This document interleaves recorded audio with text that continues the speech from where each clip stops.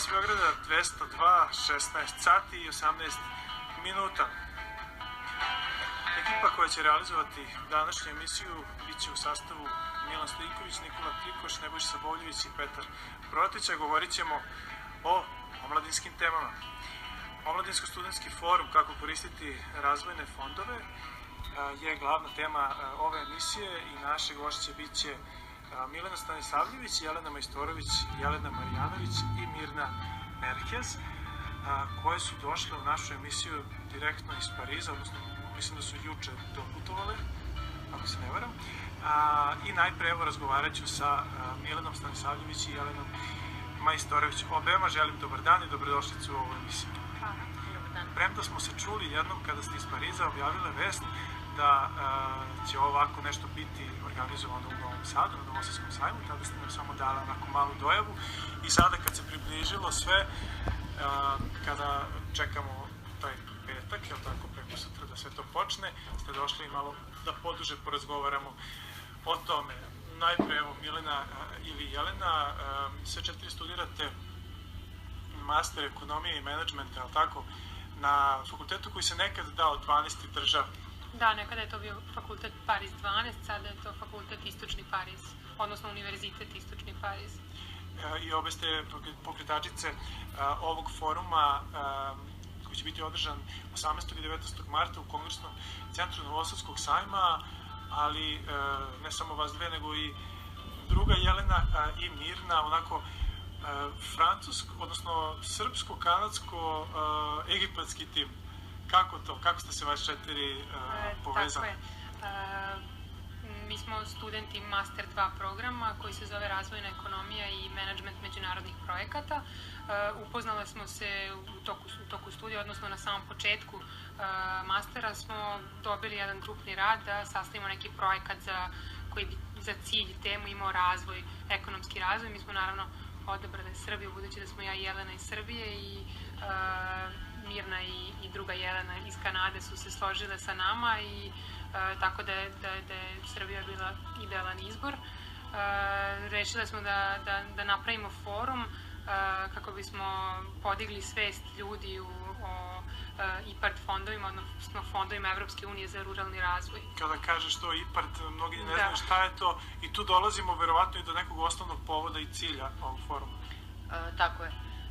IPARD je jedna od 5 komponenti IPA 2 programa koji za cilj ima da zemljama koje su predpristupnice Evropske unije na financijski, metodološki, kadrovski način pomogne da dostigne kompetitivne snage ulaska na tržište Evropske unije.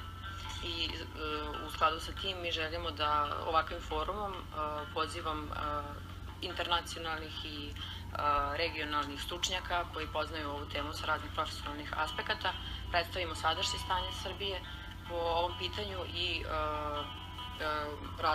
razvoj stanja u budućnosti, kakva je to vizija Srbije u budućnosti po ovom pitanju. Ali možemo da govorimo o nekim konkretnim imenima koji su već potvrdili dolazak na ovaj sajam i da li ste već do sada pomagali nekim mladim ljudima da dođu možda do sredstava Evropske unije? Da, za predstavljanje iskustava iz regiona, delegacija Hrvatske ekonomske komore je potvrdila dolazak i predstavnik Igor Bobek će držati predavanje na temu kako je to Hrvatska prošla kroz ovaj proces i uspešno prešla korake ulaska u Evropsku uniju. Takođe, predstavnici akademskih institucija, Ekonomskog fakulteta Subotica i Poljoprivrednog fakulteta iz Novog Sada, predstavnici Pokrajinskog sekretarijata za nauku i tehnološki razvoj koji se bave međunarodnim pitanjima i mnogi drugi stručnjaci nevladinih organizacija koji takođe pomažu strateški pristup ovom problemu. A da li ste vi već na neki način mogli da pomognete nekim mladim ljudima? Ne, još uvek nismo imali priliku. U sklopu mastera smo radili simulaciju prijave za fondove Evropske unije, ali nismo još uvek pomogli konkretno nekome. Ali oni će moći da dobiju konkretne savete, pretpostavljam upravo stručnjaka koji će govoriti na forumu. Tako je, i stručnjaka i 4 grupe studenta koje smo angažovali da uz pomoć nevladinih organizacija napišu aplikacije od početka do kraja i ti biznis planovi i aplikacije će biti predstavljeni na forumu, tako da će svi zainteresovani moći da vide kako to zaista treba da izgleda kada je urađeno na pravi način. Čuo sam da, pošto je ovdje glavno pitanje kako pravilno aplicirati za sredstva Europske unije, da su zapravo sredstva Europske unije za Srbiju ove godine u milionskom iznosu. Tako je, Srbija ima pravo na IPARD fondove u iznosu od 175 miliona evra do 2020. godine, odnosno u ovoj godini, do kraja 2016. dostupno nam je 20 miliona evra. Ukoliko ne ispunimo uslove koje propisuje Evropska unija, desit će nam se sličan primer kao sa Makedonijom koja je iskoristila samo 20% sredstava, odnosno izgubila je 80% sredstava.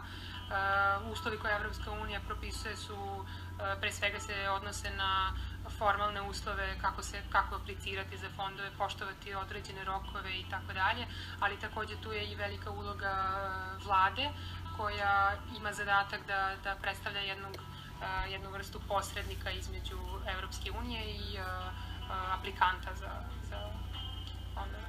Da, tačnije tu bi glavni medijator između privrednika koji žele da apliciraju za sredstva i Evropskog parlamenta kao glavnog alokatora ovih sredstava trebala da bude Agencija za agrarna plaćanja koja mora da dostigne određene institucionalne kriterijume koja će zadovoljavati kriterijume Evropske unije i da taj proces počne sa radom. Do pre toga ne može se očekivati nijedan uspešan poziv za aplikanta. A na što se slično desilo sa jednim velikim fondom za kulturu, u pitanju je Kreativna Evropa, fond takođe koji dolazi od sredstava Evropske unije, gde zemlje regiona, kao što su recimo Bosna i Hercegovina, od 1,5 milijardu evra koji su imali na raspolaganju za period od nekih 5 godina, na kraju kad se sve sračunalo nisu iskoristili ni 30%, jer ljudi nisu znali pravilno da apliciraju. Tako da evo sada prilike zapravo da se dođe na Novosadski sajam u Kongresni centar 18. i 19. marta. Ovde nije pre svega reč o fondovima za kulturu, nego ekonomija i menadžment su u fokusu, ali eto jedna mogućnost da se ove stvari istraže do kraja. Mi ćemo u narednom segmentu, nakon malo muzike, gostiti naše druge dve gošće, Jelena Marjanović i Mirnu Merhes, koje takođe imaju nešto da nam kažu o ovoj temi, ali i o životu, zanimljivom životu u Parizu.